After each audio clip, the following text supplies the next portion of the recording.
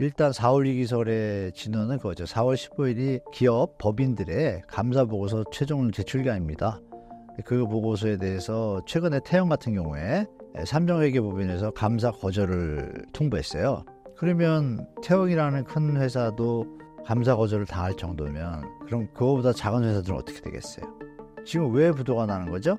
안 팔리니까. 간단합니다. 왜 안 팔리죠? 비싸니까.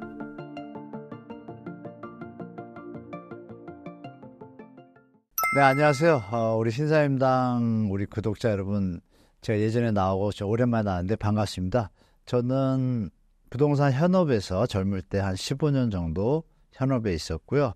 그 다음에는 더 20년 전부터 계속 이제 부동산 강의를 좀 시작하다가 최근에는 이제 부동산 강의와 뭐 방송 좀 출연 그리고 뭐 집필, 책 좀 내고 이렇게 지내고 있습니다. 서울 아파트의 17주 상승 전환을 반등 신호라고 볼 수 있을까요? 제가 예전에도 말씀드린지 모르겠는데 언론의 기사는 지금 믿기 어려운 상태입니다. 일단 통계의 표본이 없는 통계는 의미가 없겠죠. 일단 최근에 말씀 주신 서울 부동산 상승의 어떤 그 기준의 표준이요. 한국부동산원에서 발표한 주간 아파트 가격 동향을 갖고 한 겁니다. 그런데 KB 통계도 있죠. 아시는 바와 같이 KB 통계가 86년부터 전반적인 시세를 잘 체크해 왔고 2013년도에 이제 업무를 이관하면서 그 데이터를 부동산에 넘겼고 그 표본 추출에 있어서 이제 조금 다릅니다. 한국 부동산하고. 그런데 최근에 한 17주 연속 좀 하락 지표를 보이다가 최근에 이제 상승 지표라고 이제 기사들이 좀 많이 나오기 시작했죠. 그런데 똑같은 날짜에 KB 통계로는 서울 주택가격도 하락 지표로 떴습니다. 그렇기 때문에 여러 번 제가 타 방송이나 이런 데서 말씀드렸는데요. 한국 부동산 통계는 흐름만 보셔라. 데이터를 믿을 만한 게 못 된다. 아니나 다를까 그런 뭐 0.01 오른다 이러면 기사들이 막 좀 도배가 되는 경향이 있습니다. 그래서 물론 이제 방향성이나 흐름의 어떤 시장은 될 수 있지만 그 시점에서의 데이터의 정확성은 좀 떨어집니다. 여전히 지금도 표본을 공개 안 하고 있고요.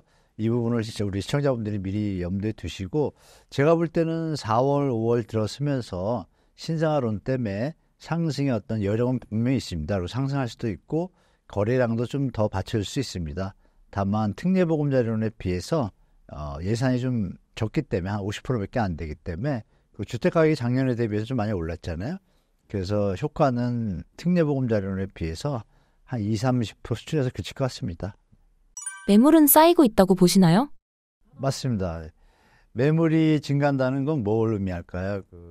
팔려는 사람이 많다는 얘기지 않습니까? 우리가 경제의 기본에서 수요 공급 이론에서 경제 환경이 일단 이프 가정법에 의해서 다른 환경들이 전제적으로 이제 고정됐다고 했을 때 수요 공급 측면에서만 보면 공급이 증가하면 당연히 가격은 하락하게 되어 있죠. 근데 그 공급 측면에서 지금 주택 서울만 먼저 말씀 올리면요. 서울이 2021년도만 해도 매물이 3만 건 수준이었습니다. 아파트 매물이. 근데 지금은 8만 건을 돌파하냐 마냐 했던 게 작년 가을이었고요. 이미 돌파했고 그리고 8만 3천 건을 3월 중순에 역대 최대치죠.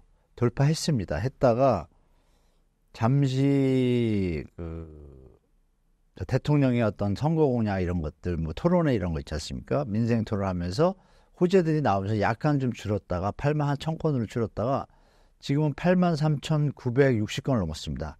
조만간에 8만 4천 건을 찍을 것 같아요. 그러면 서울의 적정 입주 물량이 보통 3만에서 3만 5천, 4만까지 보는데요. 2년치 물량인 거예요.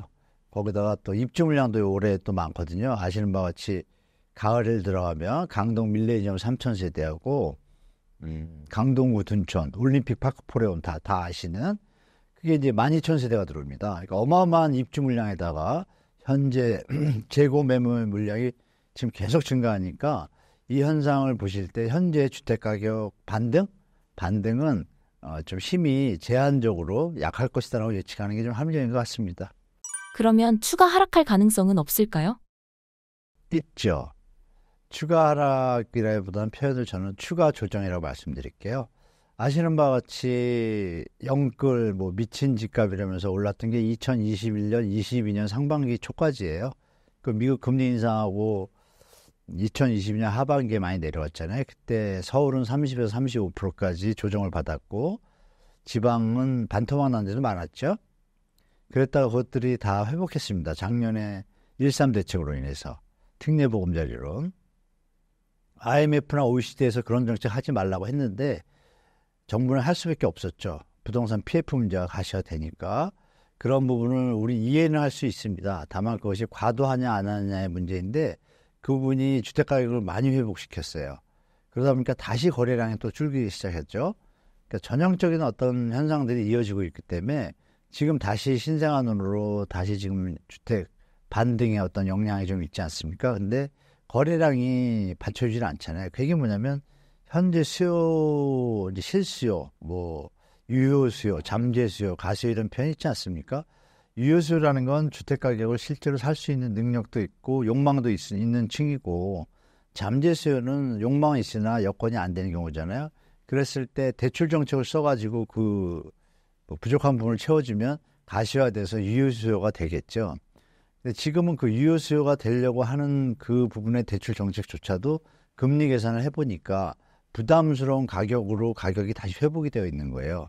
그래서 거래량이 쉽게 늘고 있지 못하고 있습니다. 그래서 그런 부분을 생각하시면 추가 조정이 올 수밖에 없는 환경이 지금 다 갖춰졌어요. 거래량이 받치질 못하고 매물은 늘고 있고 가격은 뭐 상승의 어떤 추세를 보이지 못하고 있기 때문에 일시적인 반등은 있을 것 같지만 그 힘이 약할 것 같습니다. 특히 여러분들이 아시는 금리 정책을 우리가 다른 나라보다 강하게 못하다 보니까 환율이 지금 벌써 1350원 넘었잖아요. 경제학자들이 얘기할 때 대한민국이 작년 재작년만 해도 안정적인 경제 그 환율을 1150원 받습니다. 그랬다 약간 물러서가지고 1200원까지 받는데 지금 1350원, 1400원 얘기가 나와요. 우리가 저 착각의 동물이다 보니까 그런데 레고랜드 사태 때가 1400원이었습니다. 난리 났을 때가. 1350원이면 지금 그런 큰일이 없는데도 지금 내부적으로 이 내면에 펀더멘탈이 약하다는 걸 나타내겠죠. 아니면 정책이 지금 잘못되다든지 금리가 조금 더 올려주면 PF나 가계부채 문제가 되니까 올리지 못하는 입장이 있죠. 근데 그러다 보니까 한국의 통화 가치에 대해서 평가절하되는 모습이 있으니까 환율은 올라가죠. 그럼 물가가 상승을 하잖아요. 당연히 수입물가가 대부분이잖아요. 지금은.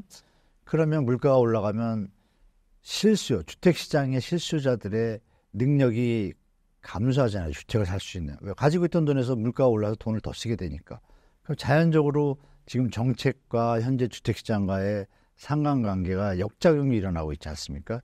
그러니까 이런 부분을 생각해 보시면 금리라는 것이 쉽게 올리기도 어렵고 쉽게 내리기도 어렵지만 정책상 미래를 보고 측정해 줘야 되는데 너무 긴 시간 동안 다른 나라에 비해서 다른 외국에 비해서 선진국에 비해서 저금리죠. 그쪽에 비하면.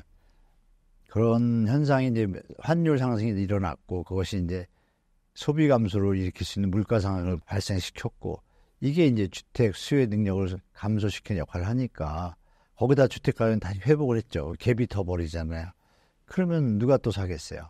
그걸 아니까 소유주들도 앞으로 갈수록 수요자의 능력들이 추가되는 것이 아니라 영끌도 이미 다 한번 지나갔고 그렇다면 뭐 대학생이 들어올 수는 없잖아요. 그렇죠?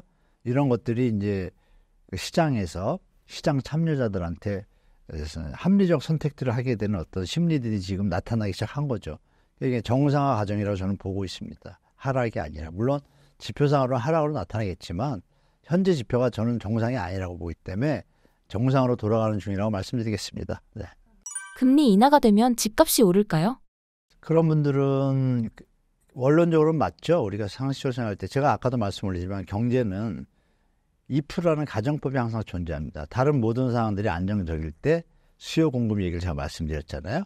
근데 아까 말씀드린 수요 공급에서도 만약에 수요자들이 어떤 일이 벌어져서 지진이 일어난다든지 이래서 수요 능력이나 심리가 다운되면 공급하고 관계가 없습니다. 일단 수요가 그냥 더 주니까 그런 다른 변수들이 있을 때는 그거 같이 봐야 되지 않습니까? 그렇다면 지금 상황에서 지금 금리 인하를 말씀하시는 분들의 입장은 다른 조건들이 같다라는 전제인데 지금 상황이 그렇지가 않잖아요. 조금 아까 말씀드린 금리 인하를 0.5를 했다고 했을 때 그거에 대한 주택가격의 부담이 줄은 건 사실이죠. 그럼 논리적으로는 수요가 느는 게 맞는데 이미 물가, 환율, 소득 증가 이런 부분에서 지금 마이너스가 나고 있잖아요. 실제로 지표상 가처분 소득이 작년에 마이너스 3.9%예요. 그럼 금리 0.5 낮춘다고 소득이 줄고 있는데 그걸 상쇄할 수 있는 딱 지점이 있을 거 아니에요? 그럼 모르지 않나요? 거기다 이제 그걸로 인한 심리, 매수 심리의 저하도 있지 않겠습니까? 그런 것들이 시장에서 전반적으로 나타나면 어떻게 되겠어요? 아, 금리 인하가 시장을 반드시 살리기에는 쉽지 않다는 걸 좀 예측할 수 있겠죠? 그 다음에 금리 인하의 폭도 이제 문제입니다. 0.25냐, 0.5냐인데, 0.25나 0.5를 낮췄을 때요, 그것이 시장에 당장, 여러분도 아시는 그 CD 금리, 코픽스 금리 있잖아요. 이게 뭐 사람마다 다르지만, 영끌 하신 분들이나 이런 분들의 입장에서 3개월, 6개월 뒤에 기준일에 적용을 합니다. 그러니까 실제 영끌로 부담을 느끼신 분들이 금리 인하를 위해서 좀 부담이 좀 감소되는 그런 완화 역할을 할 때는 3개월, 6개월 뒤니까 금리 인하가 지금 빠르면 6월이잖아요. 그럼 연말 된다는 얘기입니다. 연말. 6개월이면 내년 초란 얘기예요. 그럼 아직 1년 거의가 남았잖아요. 실제로는. 그러니까 1년 새에 부동산 시장이 급변할 일이 없겠죠. 그걸 갖고. 그러니까 올해 시장에 대해서 금리 인하를 미국이 한다고 했을 때 우리가 바로 하나요? 금통의 날짜도 틀리잖아요. 저쪽이 뭐 한 달 정도 갭이 있고, 그러면 한 달 뒤에 우리는 내릴지 안 내릴지 확정적이진 않잖아요. 내리는 순간 환율이, 그러니까 하는 총재의 말을 더듬어 보셔야 돼요. 환율이 안정적이지 않을 경우에는 거꾸로 말해서 환율이 안정적일 때 금리 인하에 대해서 경제 상황을 체크하고 고려해 보겠다고 했어요. 전제 조건이 붙잖아요. 우리 시청자분들도 금리 인하 이것만 갖고 팩트 갖고 얘기하시는 분들은 제가 볼 때 좋게 얘기하면 시장 친화적인 분들, 나쁘게 얘기하면 갭투기한 분들이 강력하게 주장하는 것이고, 일반적으로 저나 뭐 경제를 조금 더 이렇게 좀 다변적으로 보시는 분들은 미국이 금리 인하를 해도 한국은 쉽지 않다라고 다 알고 있습니다. 그래서 이렇게 말씀드릴 테니까 제 얘기도 참고하셔가지고 시장 판단하시는 게 좋을 것 같습니다. 부동산 경매 분위기는 어떤가요? 네, 경매 물건이 아마 저번 달이었죠? 저번 달 1, 2개월 전에 보도에서 많이 보셨을 거예요. 뭐 11년 만에 임의 경매 건수 뭐 최대 이런 거 10만 건 돌파 한 해의 물량이요. 근데 그것이 이제 선으로 제가 말씀드리면 이제 그림을 보시면 아시지만 선이 이렇게 오다가 갑자기 올라갑니다. 이게 일단 신호가 안 좋은 신호죠. 급증하는 거 짧은 시간에. 그런데 여러분들이 아시게 또 중요한 게 뭐냐면 2008년 글로벌 금융위기 이후에 우리 3020 분들은 잘 모르시지만 이제 저는 봤잖아요. 실제로. 그 당시에는 1년에 경매 물건이 15만 건 나왔습니다. 그렇다면 이제 시작일 수도 있다는 얘기예요. 10만 건. 2008년도, 9년도에 10만 건, 11만 건 넘어가다가 11, 12 넘어가면서 저축은행들이 부도가 났거든요. 그러면서 경매 물건수가 14만 9천 대를 넘어가요. 그게 한 2, 3년 갑니다. 그래서 2, 3년 동안 시장이 침체 횡보기였죠. 그게 이제 2014년, 15년까지 간 건데요. 그러니까 지금도 여러분들이 보실 게 뭐냐면 경매 물건이 늘어났다는 게 단순히 늘어난 거로 그치는 것이 아니라 더 늘어날 것인가를 보셔야 돼요. 더 늘어난다라면 이제 시장은 언론에서 얘기하는 그런 뭐 시장의 정확한 팩트보다는 약간 시장 친화적인 기사들이 8, 90%가 많습니다. 너무 속죠. 여러분 기억해 보세요. 그 영끌할 때 어땠어요? 언론들 끝까지 집값 오른다고 썼습니다. 뭐 아시는 분은 아시겠지만 저 혼자 그 당시만 해도 저 혼자 조심하라고 말씀을 많이 드렸는데 그건 다른 사람도 사실 알고 있었어요. 근데 표현을 안 하죠. 여러분들이 잘 아시는 자본주의의 이익관계로 인해서 진실을 감추는 보도들이 많았습니다. 근데 지금도 약간 그런 양상이 예전보단 덜하지만 이미 영끌로 속살을 보였잖아요. 언론들이 결코 진실을 대변하지 않는다는 게 보였지 않습니까? 그런데도 우리는 이제 삶에 힘들다 보니까 또 까먹고 바쁘다 보니까 그냥 메인 포탈의 헤드라인만 보고 또 이제 그거를 우리가 이제 유튜브 같은 걸 통해 가지고 우리 심사입니다나 이런 것들 통해서 크로스 체크 하실 때가 됐어요. 그래서 그 당시에 유튜브를 많이 보신 분들은 영끌을 안 하신 분들이 많지 않습니까? 그런 걸 잘 판단하셔서 지금의 시장에 대해서 너무 낙관적이거나 또 반등한다, 하락한다, 너무 치우실 것도 없이 여러 언론들을 조금만 시간 내셔서 부동산 단위가 크잖아요. 하셔서 해야 되는데 거기에 이제 선행 지표가 경매 지표예요. 말씀드린 대로 경매 지표가 갑자기 짧은 시간에 급증했다는 것은 분명히 조심해야 된다는 얘기겠죠. 그래서 이 부분에 대해서 올해 매달의 경매 물량 추이가 늘어난다는 기사가 뜨면 연말에 어떻게 되겠어요?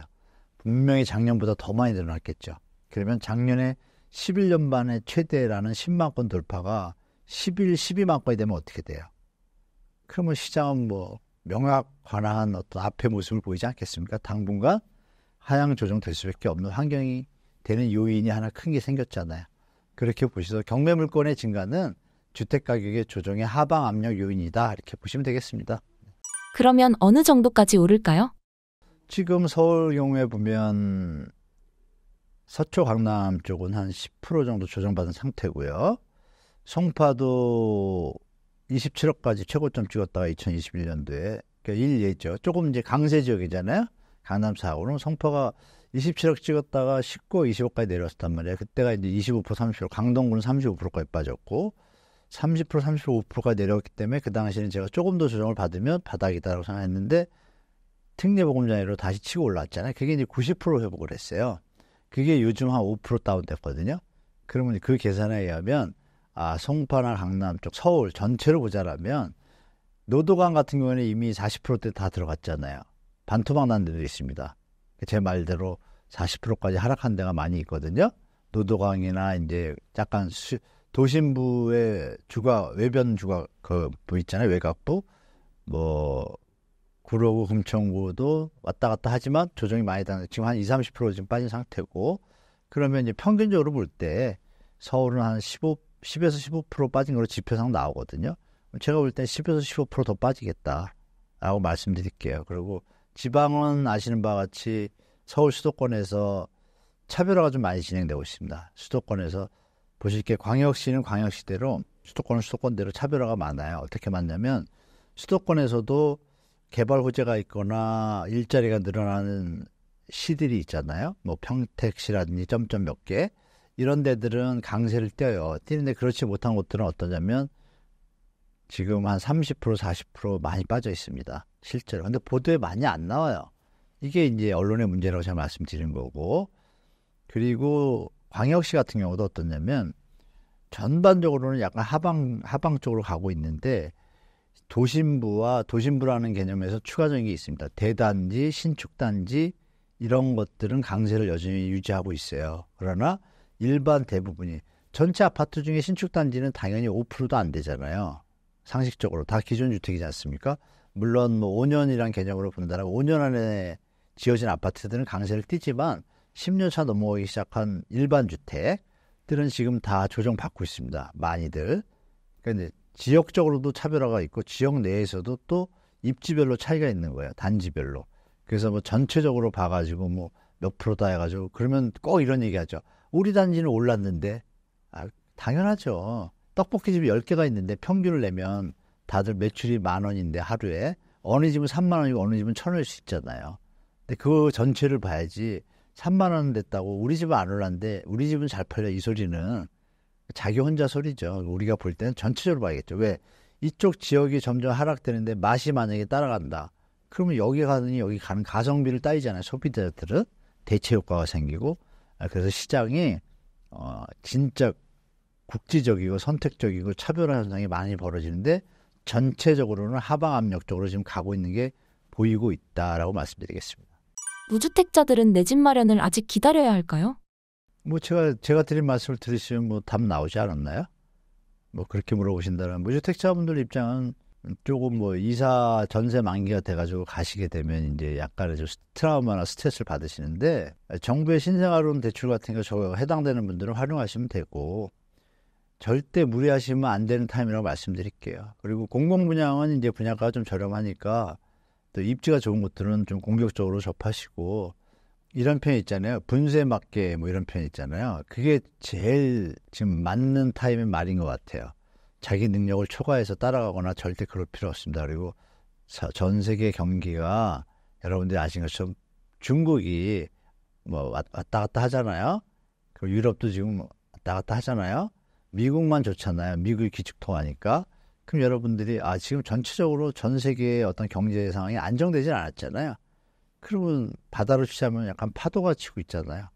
근데 이게 잔잔하게 가라앉을지 한번 세게 올지 지금 다들 경제학자들이 떠들고 있잖아요. 근데 굳이 그 아슬아슬한데 배를 띄울 필요가 있나요?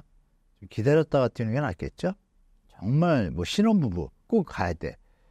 필히 뭐 무역적으로 뭐 물건을 저쪽에다 보내자 이럴 경우를 제외하고는 조금은 좀 긴 호흡을 갖고 시장에 대처하시고 뭐 경매 물건이라든지 뭐 공공 분양 저렴한 거 입지 좋은 거 이런 데들은 선택적으로 접근하시는 어떤 포션을 취하시면서 긴 안목으로 접하는 게 제일 현명할 것 같습니다. 총선 전후로 부동산 상황 어떻게 보시나요?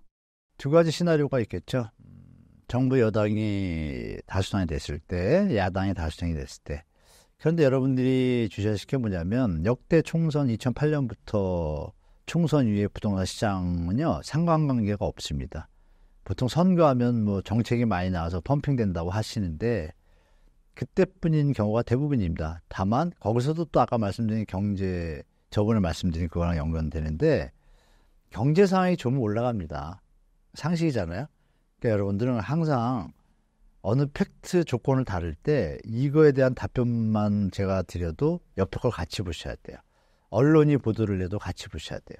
자, 정책이 막 좋은 게 나왔는데 아까도 말씀드렸잖아요. 최악의 시나리오지만 지지에 나올 정신없는데 무슨 누가 집을 삽니까? 전쟁이 났는데 누가 집을 사요? 우크라이나 보세요. 거기 주택가격이 오릅니까? 암만 좋은 정책을 옆에 떠든다. 그 비중을 잘 계산하셔야 되는 거죠. 아, 지금 안정적인데 이게 이 정책이 순수하게 시장에 녹아들 수 있는 상황인지. 예를 들면 GTX도 여러분 얘기 많잖아요. GTX도 뭐 된다 안 된다 이런 얘기 많잖아요.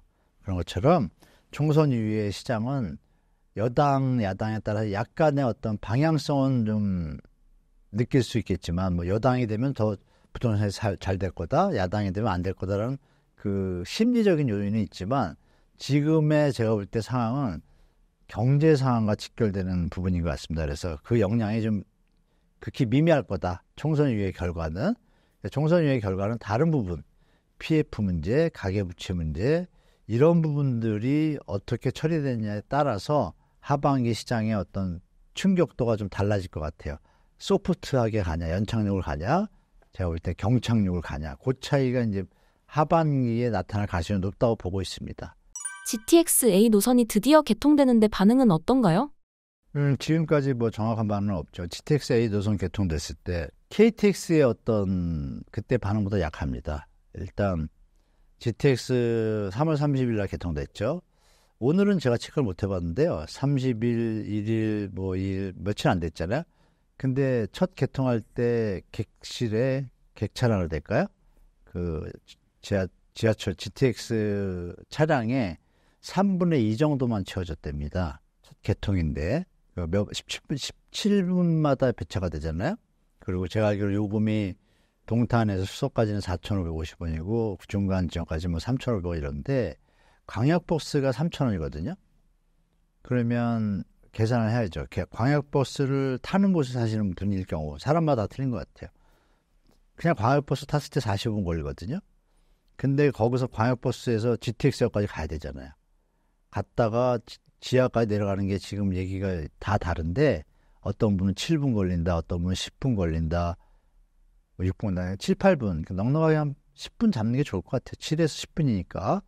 10분하고 올라올 때는 좀 수서역은 조금 더 가까워요. 15분에서 20분 정도의 추가적인 시간이 있잖아요. 그러면 중요한 건 도착했을 때 직장이 바로 눈앞에 있나요? 그렇진 않잖아요. 그럼 20분에다가 15분 하면 35분 직장까지 가는데 물론 광역버스는 그러니까 큰 차이가 없을 수도 있다. 물론 대체 효과가 생겼기 때문에 그 동탄이나 이쪽에 출근하시는 분들 입장에서는 하나의 새로운 교통수단이 더 생겼고 또 정시성이 있죠.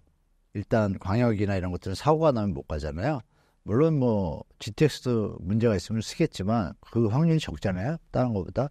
그럼 정시성이 확보가 되니까 시간이 좀 지나면서 출퇴근자가 좀 많아질 수 있을 것 같아요. 그래서 현재로서의 효과는 부동산에는 이미 반영이 됐고 개통에 대해서 개통 이후의 효과에 대해서 지금 다들 보는 중이에요.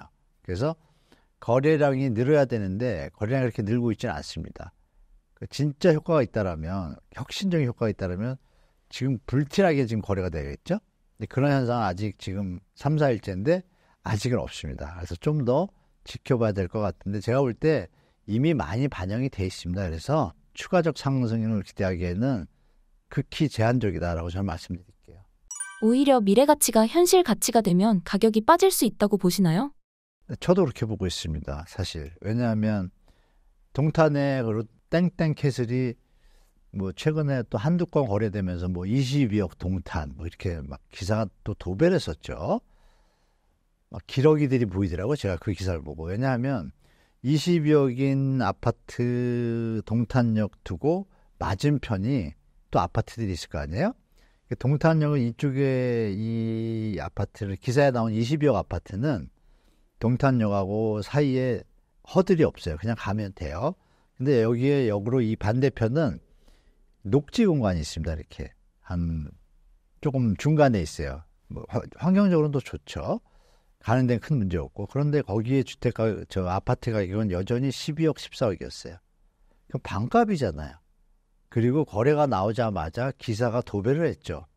제가 생각할 때는 이건 언론과 부동산의 카르텔의 작품일 가능성이 높다고 보는 거죠. 물론 안 그럴 가능성도 있습니다. 뭐 직장이 진짜 그 필요해가지고 사실 분도 있겠죠. 근데 그럴 가능성보다는 기사가 나온 어떤 패턴을 볼 때 약간의 좀 퀘스천을 지킨다고 보고 그 가격이 더 올라가기는 쉽지 않다고 보고 말씀 주신 대로 조정받을 가능성은 되게 높다고 봅니다. 왜냐하면 일단 불꽃이 타올랐잖아요. 불꽃이 정점을 찍은 다음에 어떻게 되나요? 약간 조정되잖아요. 그런 시간이 오지 않을까. 왜냐하면 아까 말씀드린 대로 획기적이거나 가성비를 따질 때 훨씬 저렴하거나 훨씬 좋거나 이건 아니거든요. 비슷하다는 느낌이 들 수도 있습니다. 게다가 만약에 강남의 직장이라고 가정을 할게요. 그러면 동탄에서 수서까지 오는데 시가 이런 걸 다 계산하고 근데 거기가 제가 알기로는 39평인가 그러는데 그게 22억 찍었단 말이에요. 근데 송파나 강남 일대에도 조금 기존 주택은 지금 17억, 18억짜리 많거든요. 송파, 엘스, 리센츠, 트리지움 이쪽이 지금 21억, 2억짜리 나오거든요. 무슨 차이가 있죠? 그러니까 객관적으로 조금 퀘스천이 찍어지지 않습니까? 물론 그 아파트가 신축이라는 점은 있겠죠. 그러니까 이런 걸 다 따져봤을 때 저는 말씀 주신 대로 조정될 가능성이 충분히 더 많다라고 저는 보고 있습니다. 많이 올라간 지역들은. 기사 보고 무조건 따라가는 분들도 있으신데 주의할 점이 있을까요? 제가 그것까지 말씀드리기는 그렇습니다. 본인들이 지금 알아서 할 어떤 시장 환경이고 그 기사를 믿고 따라갔다가 문제가 된다는 건 뭐 과도하게 레버리지를 썼을 때겠죠. 다만 이런 부분이 있습니다. 젊은 분들이 이제 그쪽 지역에 GTX역이라는 그 호재를 두고 동탄 지역이 살긴 좋거든요. 어떤 커뮤니티나 녹지 공간이나 이런 부분들이 최신 수준이기 때문에 아주 좋습니다. 그래서 젊은 분들이 선호해요, 사실 주거 환경에 대해서. 그래서 뭐 이런 거 있잖아요. 젊은 신랑이 내 한 몸 불 잘라 이래서 가족과 뭐 아기는 편안한 데서 아주 좋은 환경에서 자라고 출퇴근만 조금 더 시간을 들이면 된다는 개념인데 말씀드린 22억 같은 것들은 대상이 안 되는 거죠. 그분들한테. 그분들은 이제 기존 주택에서 조금 한 번 거리가 있는 한 번 더 교통사를 이용하는 정도면 충분히 접근할 수 있는 가격대들이 있어요. 있는데 투자하신 분들도 많아요. 그걸. 지금 매물이 엄청 많아요. 거기도. 그래서 그 사이에 여러분들이 아시는 시장의 왜곡 현상 아시잖아요. 공인중개사와 투자자와 언론과 합쳐지면서 가격이 펌핑됐다, 조정됐다. 이런 기간이 당분간 좀 있을 겁니다. 그래서 이왕 꼭 가실 거라면 충분히 그 파도가 지나간 다음에 그리고 다른 경제 요인들도 있잖아요. 그런 거 보시고 하반기 9월 이후에 접근해도 제가 볼 때 올라봤자 심하게 얘기하면 올라봤자 이렇게 느껴지고 내리면 더 고맙잖아요. 저는 그런 포지션을 취하는 게 더 낫지 않을까라고 뭐 조심스럽게 말씀드려봅니다. 일기신도시 특별법 쪽 상황은 어떤가요? 일기신도시의 속살이 보이기 시작했습니다. 제가 뭐 다른 방송에도 많이 말씀드렸는데 통과되기 전에도 이거 통과되고 나면 더 떨어질 거다고 얘기 드렸습니다. 그리고 떨어지고 있고요. 실제로 조금 2030 분들이나 이제 부동산의 전문가 아니신 분들은 왜 그러지라고 좀 생각하실 거예요. 간단합니다. 뭐냐면 일기신도시법이라고 지금도 얘기를 나누는데 처음에 그렇게 나왔죠. 법 이름이. 지금은 그 이름이 아닙니다. 노후계획 도시특별지원법입니다. 그럼 왜 이름이 바뀌었을까요? 일개 신도시만을 위해 가지고 급조된 정책이었는데 이게 선거용이었습니다. 대선 때. 그리고 분당 시민들한테만 설문조사를 해가지고 그걸 갖고 일단 지른 겁니다. 제가 볼 때 제 관점이에요. 던지고 나니까 갑자기 뭐가 나와요. 뭐 2년 동안 계획을 잡겠다. 그럼 이 순서가 잘못됐잖아요. 국가 정책이라는 것이 일개 신도시를 좋게 만들려고 하면 주민들과 2, 3년 동안 공청회도 하고 선진국은 다 그렇게 합니다. 일본은 이런 식의 어떤 도시 재생의 개념에서는 5년, 10년 동안 공청회를 해요. 근데 우리는 뭐예요? 그냥 책상에 앉아서 이거 표에 도움이 되겠다 싶으니까 그냥 질러놓고 질른 다음에 뭐예요, 결론이? 이제 마스터 플랜 짜야 되잖아요. 짜다 보니까 문제점들이 나오는 거예요. 형평성의 문제. 그래서 나온 게 뭐예요? 거기가 일기 신도시면 목동, 상계동, 압구정동은 영기 신도시다. 우리는 어떻게 할 거냐? 그러니까 부랴부랴 바꾼 거예요. 노후 계획으로. 그 자체가 벌써 좀 불안하지 않습니까? 아니나 다를까 기존에 있던 도시정비법이나 리모델링 관련 재개발, 재건축 연관된 도시개발 사업, 역세권 사업 이런 개발 사업의 형태들이 있어요. 재생에서. 그 내용이 그대로 들어갔어요. 특별한 게 없어요. 노후계획 도시특별지원법에 그 사업에 정의해가지고 방식 유형을 나와 있습니다.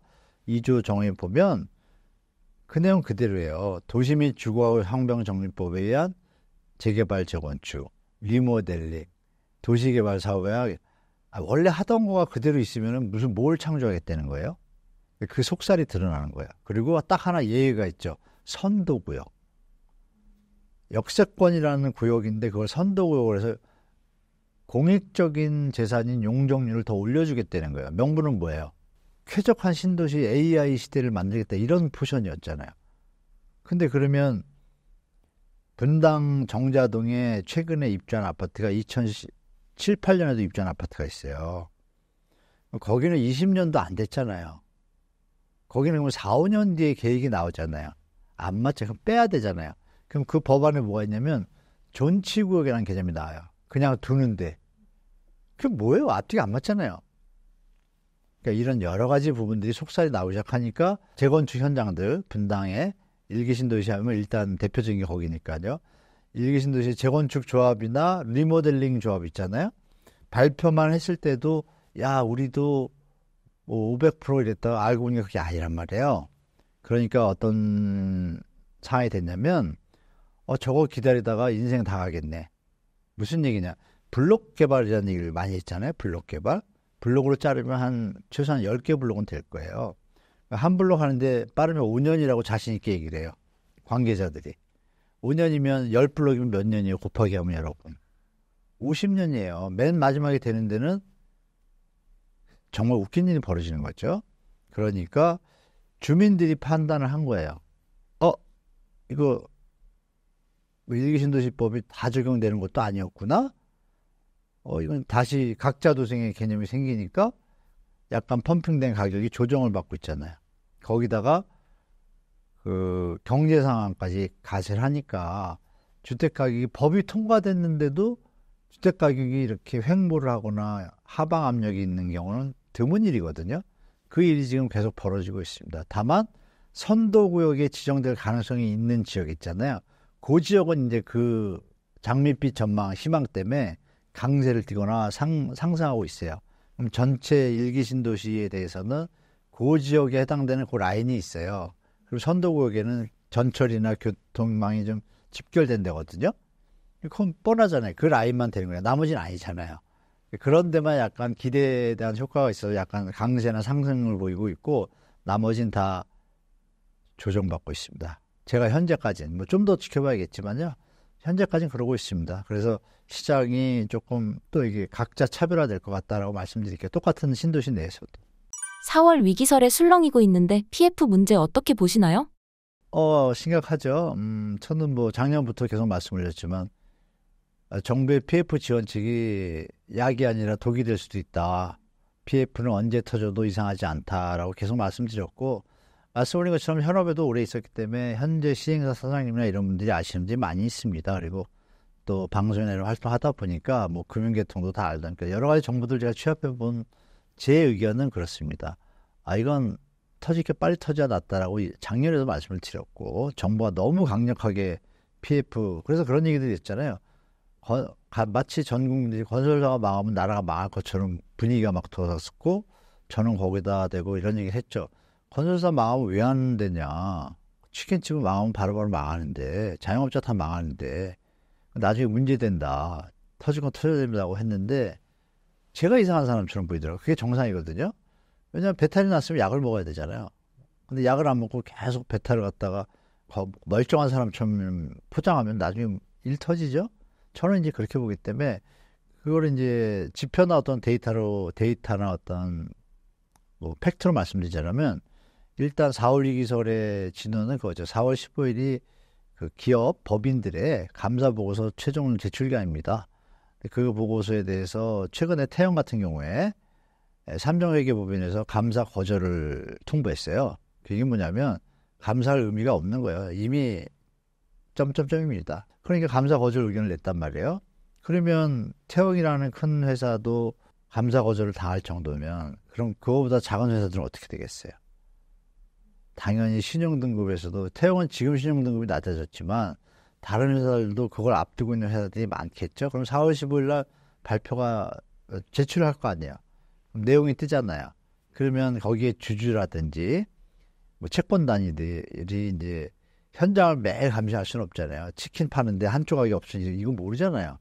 근데 하루에 한 조각씩 없어지면 언젠가는 그만큼 모자르잖아요. 그런 일들이 건설 현장에도 있겠죠. 근데 그거에 대해서 감사 보고서가 나오면 돈을 빌려줬던 채권단이 어떤 생각을 갖겠어요?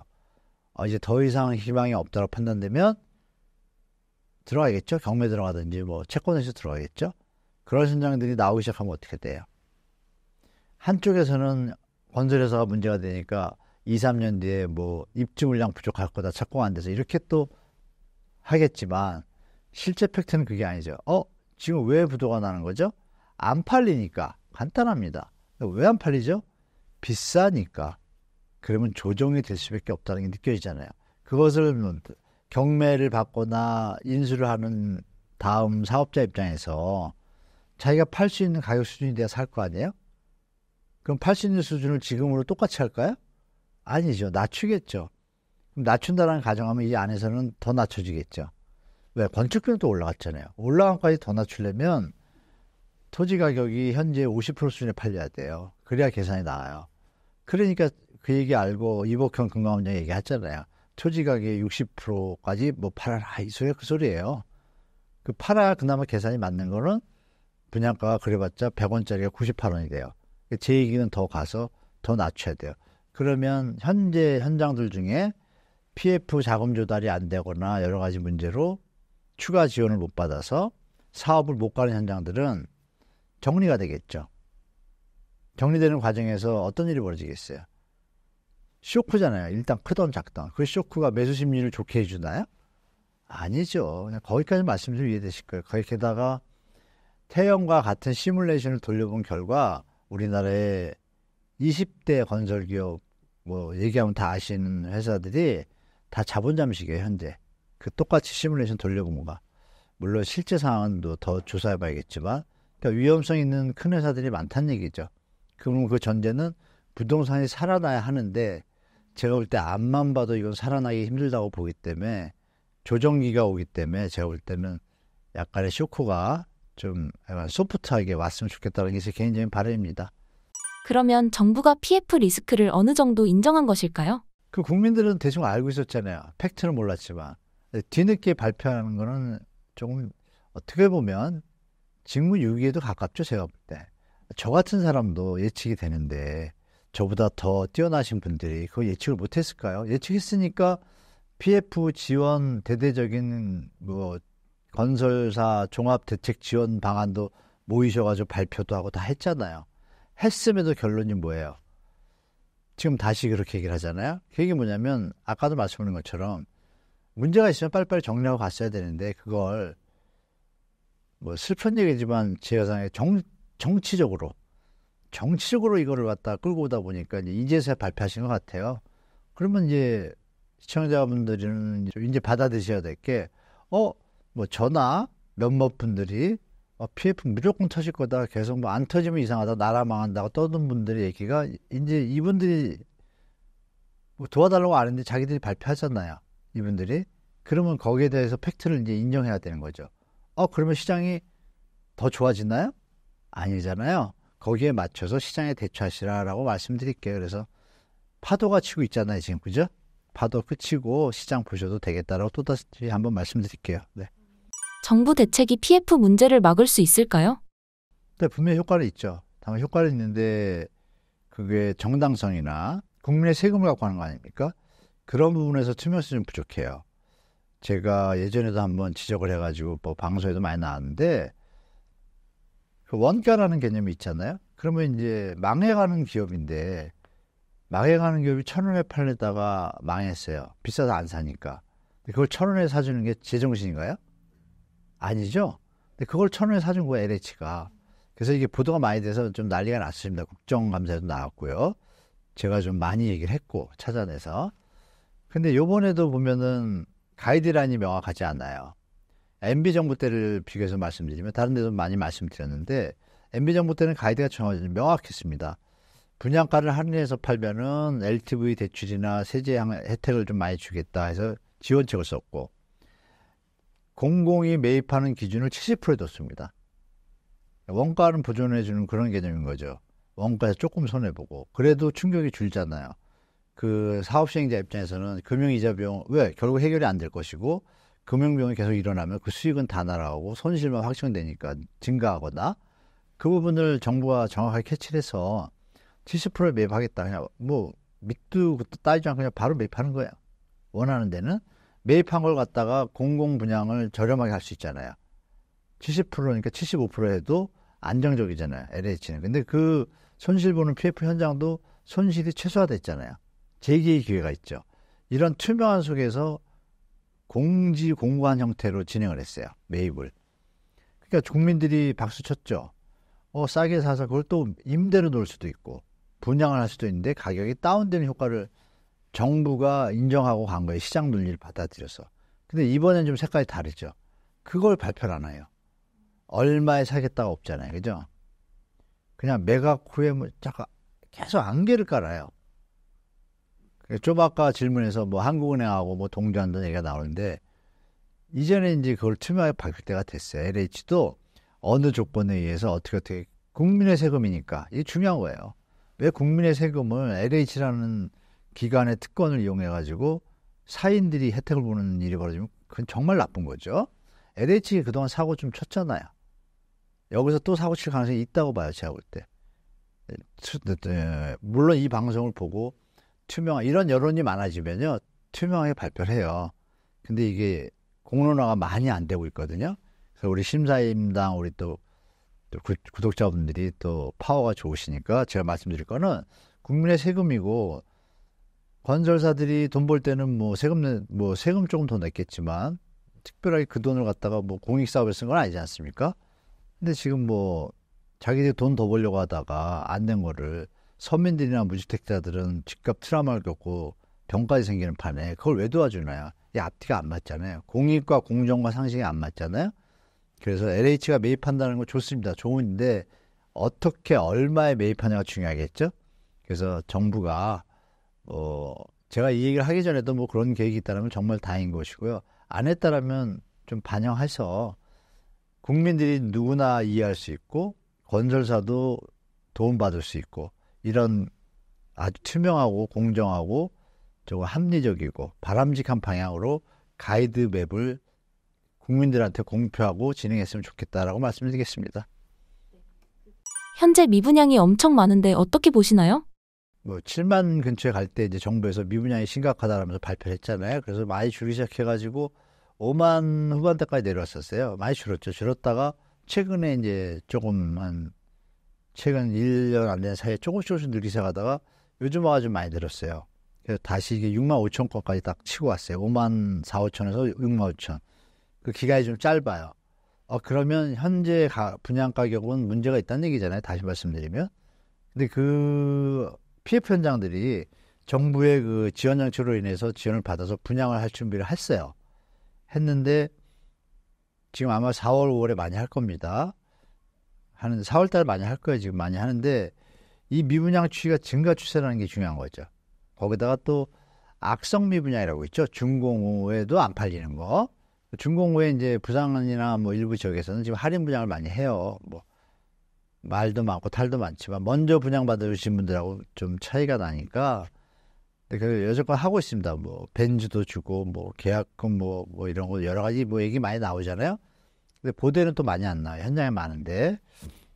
근데 그 서울도 지금 미분양이 들어가지고 악성 미분양이 500가구가 됐어요. 그러면 그걸 싸게 판다는 얘기잖아요. 깎아야 팔잖아요.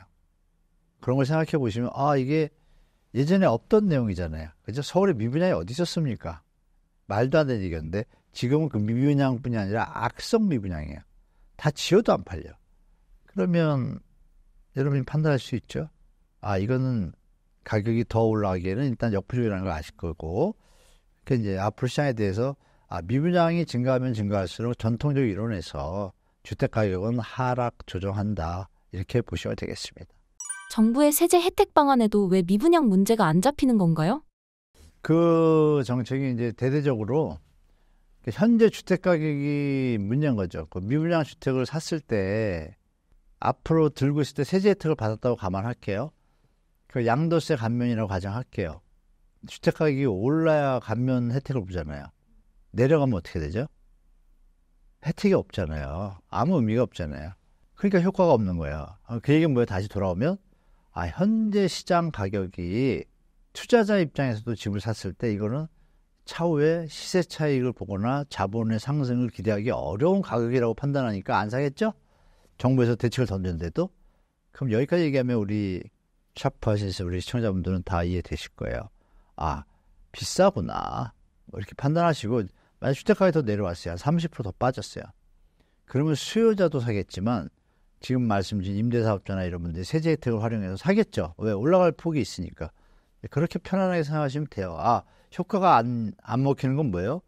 이건 누구나 생각하기에 투자자든 실수요자든 이건 사봤자 더 내려가면 이거 정말 이건 실수하는 거잖아요. 어떻게 보면. 그런 인식들이 많다고 보시면 되겠죠. 그러면 그것이 시장에 영향을 미치는 영향은 뭐 중장기적으로 어떨지는 균형 가격이 되기 전까지는, 균형 가격이라는 건 뭐냐면 시장에서 정상적으로 거래될 수 있는 가격, 무주택자가 편하게 살 수 있는 가격, 또 유주택자나 투자자가 사두고서 나중에 미래의 자본 상승을 기대할 수 있는 가격 수준이 돼야 움직이겠죠. 지금 그 수준이 아니라는 얘기죠. 네. 지금 무주택자들은 기다려야 하는 상황인가요? 절대로 기다리는 건 아니고 일단 아까 해당되는 분들, 신생아에 해당되는 분들 활용해야죠. 좋은 조건이니까. 근데 주택가에 너무 범핑된 지역이다 그러면 좀 참으시는 거고, 말씀드린 중에 이런 얘기 드렸잖아요. 지역별로 지금 차별화가 돼서 어느 지역들은 막 30, 40% 조정받은 데들이 꽤 있다 그랬잖아요. 그런 곳들은 충분히 접근해 볼만 하겠죠. 그리고 공공분양 물량도 입지가 좋은 곳에 좋은 가격에 나올 가능성이 하반기에 많이 있습니다. 그런 것들은 체크를 해보셔야죠. 왜냐하면 공공분양의 분양가는 시세 대비 80%라는 기본 가이드를 일단 두고 있잖아요. 그럼 20% 갭이 있잖아요. 그 신축이잖아요. 이런 걸 계산을 스스로 해보셔야겠죠. 무조건 아니다가 아닙니다. 그런 것들은 본인 지역에서 맞게, 본인 지역에 근데 입주 물량이 많아요. 공공분양이 1000개가 있는데 입주 물량이 10,000개가 있어. 근데 살 사람이 한 500명. 그럼 나오면 내려가겠죠? 그럼 좀 기다려봐야죠, 그건. 그러니까 이런 방송에서 질문해서 사지 마라, 사라, 이거 단정 짓는 거는 그걸 성급하거나 좀 어떻게 보면 건방지다 그럴까요? 건방진 표현입니다, 제가 볼 때.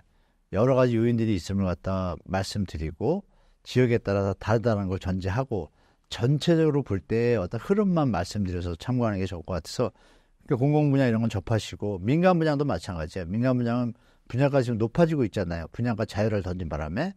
근데 어느 순간에 미분양들이 나오잖아요. 이 사례를 들으면 이해하실 거예요.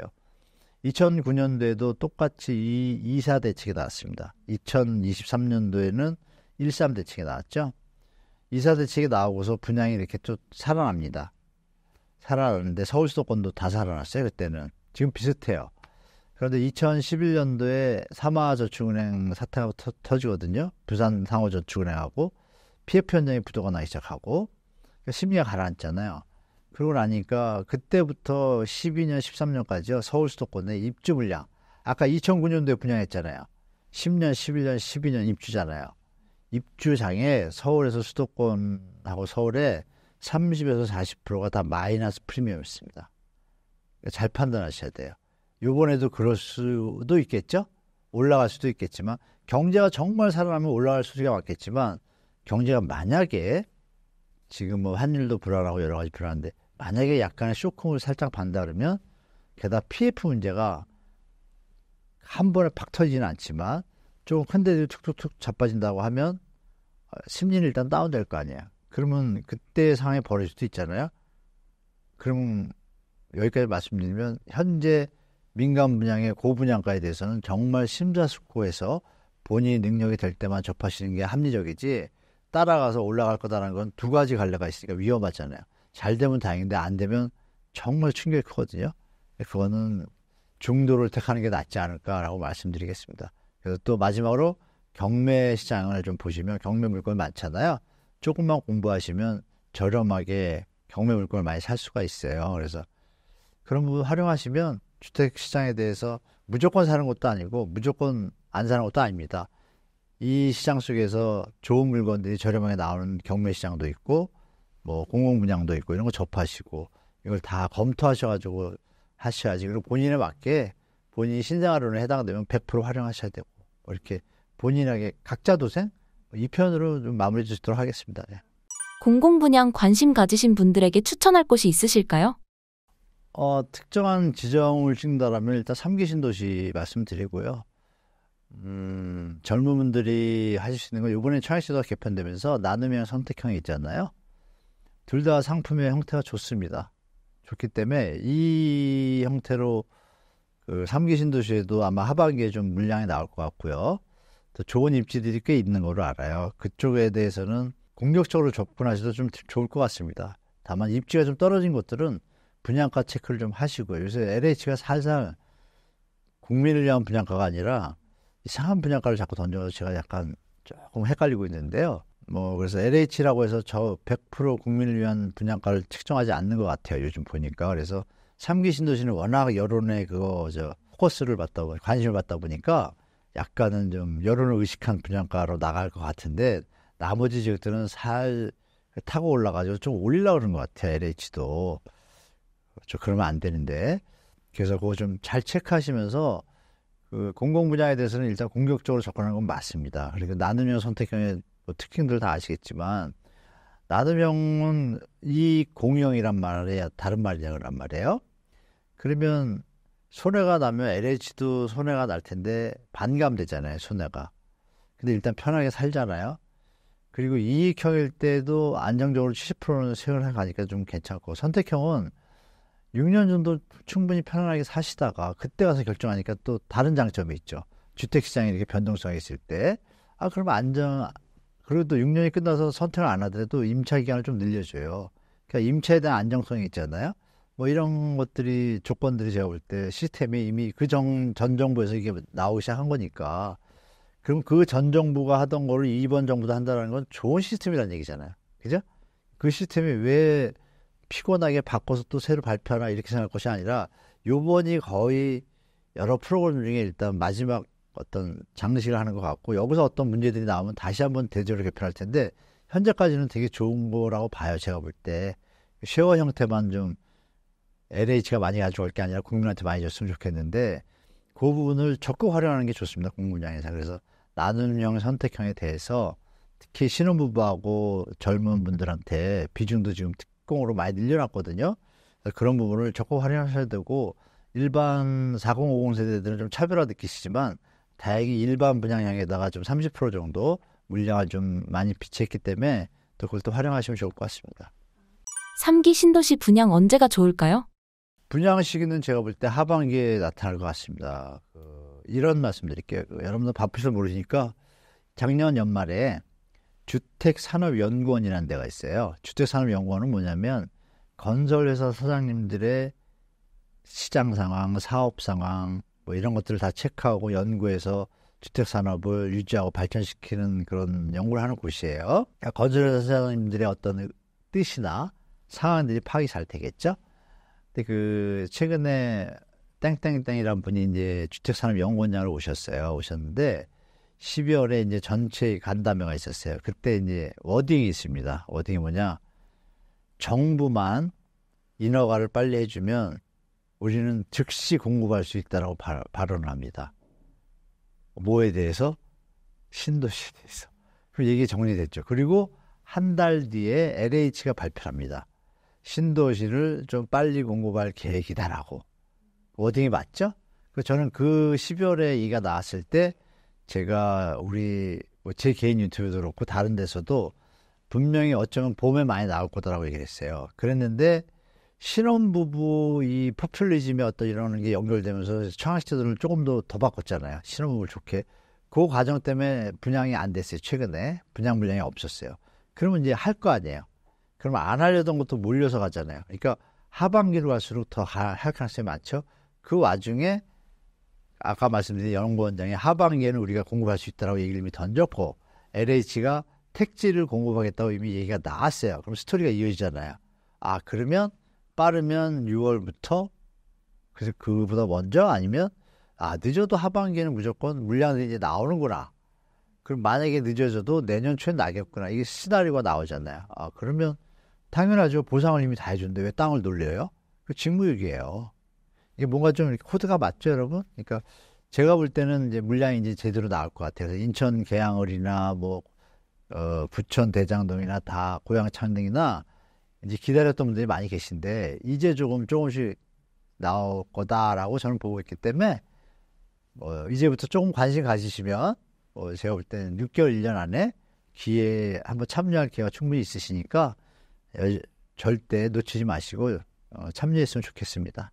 청약 조건이 완화되었는데 무주택자들에게 기회라고 볼 수 있을까요? 완전 기회죠. 하나 읽어드릴게요. 보세요. 일단 전체적인 비중에서 청년층에 해당되는 비중의 어떤 공급량을 대폭 늘렸어요. 이 미혼 청년 이제 나눔형 선택형 일반형 있다 그랬잖아요. 나눔형은 아시는 바와 같이 분양 받을 때 저렴하게 받는데 5년 동안 필수 거주 의무를 하고 나가게 될 때는 만약에 차익이 생기면 70%는 본인이 가져가고 30%는 정부가 이렇게 쉐어하는 되거든요. 근데 여기에 물량이 55%가요. 신혼부부하고 미혼 청년이에요. 어마어마하죠, 물량이. 거의 혜택이에요. 그래서 4050 분들이 차별을 느낀다고 느끼시는 거 진짜 저도 인정해요. 그 정도로 지금 이번 정부가 좀 과도할 정도로 사실 연령대별로 비중을 따지자면 미혼 청년하고 신혼부부들한테 한 30%, 35%가 맞다고 봐요, 저는. 근데 이걸 55%까지 나눔형에 넣고 선택형도 보면은 우리 특공이라고 있잖아요. 특공이 대부분 차지했잖아요, 옛날에. 근데 그걸 많이 줄였어요. 그래서 특공을 다 합해봤자 30%밖에 안 돼요. 그리고 일반 공급이 10%예요. 그럼 나머지 뭐예요? 60%예요. 선택형도. 그러니까 저는 제하고 해당되는 건 아니지만 물론 거기 생애 최초가 좀 빠져요. 선택형 같은 경우에. 그래도 40%예요. 그러니까 어마어마한 지금 미혼 청년과 젊은 세대 분들한테 정부가 올인하고 있는 청약제도 개편안이 나온 거예요. 분명히 이게 지나고 나면 4050들이 차별화 얘기하시면서 이 조정은 좀 될 수도 있어요. 이번 이제 좋은 기회죠. 쉽게 말하면 2030이나 신혼부부들한테. 그래서 제가 젊은 분들한테 그래도 정부가 미래를 생각해서 한다고 좋게 생각하시고 공격적으로 이걸 왜 하겠어요? 좋은 상품이 아니면 이렇게 자신 있게 할 수가 없잖아요. 그걸 한번 생각해 보시고 다만 LH가 약간 자꾸 더 봐달라고 애를 쓰는 게 있어가지고 제가 좀 그런다 그랬잖아요. 그건 좀 체크하시면서 가시면 되고 일반형은 그나마 말씀드린 대로 이제 다자녀 이런 거 다 합하시면 특공하고 이제 일반 분들한테 60%가 가요. 일반 분양형이 15만 전체 25만 원 공급해서 분배를 했으니까 조금의 균형성을 맞췄다고 보니까 제가 볼 때는 충분히 공부하시고 접근하시면 기회가 좀 많아질 것 같습니다. 네. 공공분양이 활성화되면 부동산 시장이 살아날 수 있을까요? MB정부 때 예를 말씀드릴게요. MB정부가 보금자리 주택을 갖다가 강남 지역은 좀 더 비쌌잖아요. 거기에 50% 반값에 분양했다고 하고 나니까 시장이 쫙 하락했습니다. 대체 효과가 있으니까. 왜 지금 비싼 집을 사요? 저기 기회가 있으니까. 다 해당 안 되지만 다 누구나 될 수 있다라는 희망사항이 있잖아요. 그 수요들이 일시적으로 멈추게 됩니다. 민간 분양 하실 분들도 일단 3기 신도시 분양이 다 끝날 때까지 해봅니다. 그동안은 민간 분양이 잘 될까요? 안 되겠죠. 당연히. 그럼 낮추겠죠. 올릴 수 있나요? 더 올리나요? 망하겠죠. 저는 그렇게 봅니다. 그래서 공공분양 물량이 많아지고 공공물량의 입지가 좋은 곳에서 좋은 분양가의 분양이 많아지면 주택가격은 100% 안정되게 되어 있습니다. 그렇게 말씀드리면 이해하실 겁니다. 신사임당 시청자분들을 위한 한마디 부탁드릴게요. 뭐니 해도 건강이 최고입니다, 여러분. 여러분, 두 부부가 영끌하셔가지고 너무너무 사랑했던 부부였는데 요즘 사랑이 깨지고 있답니다. 이건 우리가 원하던 결과는 아니거든요. 그러니까 절대 분양을 받으시거나 집을 파시거나 사시거나 할 때 의견 차이가 있으시면 두 분이 먼저 우리가 왜 살죠? 행복하기 위해서 사는데 그 수단이 부동산이에요. 좀 커서 그렇지. 그 수단이 원래 그 본질을 깨트린 건 불행한 일이지 않습니까? 그래서 다 사고 났는데 맨날 이자 계산하고 힘들다 보니까 병이 생겨요. 건강이 안 좋아지잖아요. 그럼 그 재산이 무슨 필요가 있어요. 그래서 드릴 말씀은 항상 건강 잘 챙기시고 그러다 보면 자연의 이치에 의해서 또 조정될 때가 오거든요. 분명한 사실은 지금 주택가격은 약간 버블 상태가 확실합니다. 제가 볼 때. 그러면 조정이 될 때가 언젠가 오는데 이게 여러 가지 요인들로 인해서 조금 천천히 가잖아요. 그렇게 좀 넓게 보시고 건강 챙기시고 가족 챙기시면서 그 때를 기다리시면 이런 뭐 신사임당의 이런 유튜브 들으시면서 정보 들으시면서 마음에 좀 여유를 가지시면 결정적으로 얘기 드릴게요. 우리 인구 감소하는 거 다 아시죠, 여러분? 거기까지 말씀드리면 조금 마음이 조금 편해지실 겁니다. 건강을 먼저 챙기시고 때를 기다리시면 좋겠습니다. 분명한 것은 하향 조정이 되어야 대한민국이 살아난다라는 사실도 말씀드리겠습니다.